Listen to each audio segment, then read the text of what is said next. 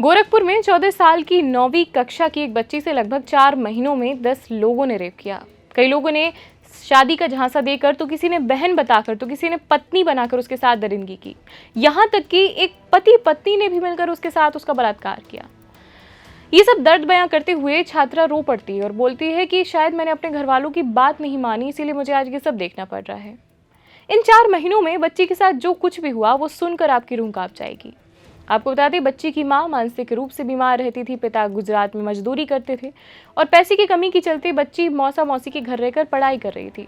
अभी कुछ ही वक्त पहले मौसा मौसी ने उसके पास के इंटर कॉलेज में 9वीं कक्षा में उसका दाखिला कराया था। लेकिन रील बनाने और हाईफाई जिंदगी जीने का शौक रखने वाली ये बच्ची शॉर्टकट से अमीर बनने का सपना देख रही थी। उसी स्कूल में आते जाते उसकी मुलाकात एक ऑटो चालक मनीष राजभर से होती है।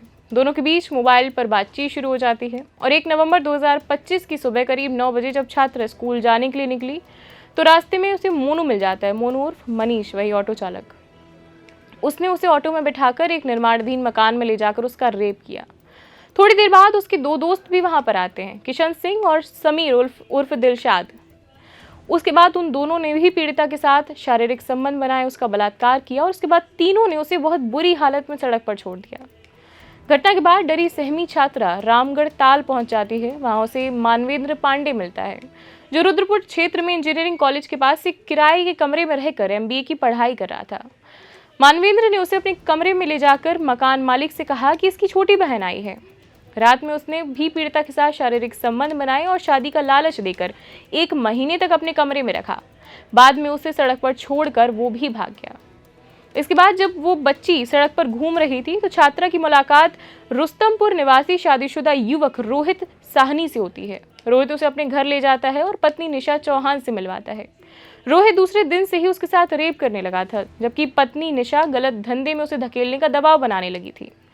उसके बाद किसी तरह वो वहां से भाग निकलती है और भागने के बाद छात्रा को फुट हवा इनार के पास से ऑटो चालक मुकेश गौड़ मिलता है।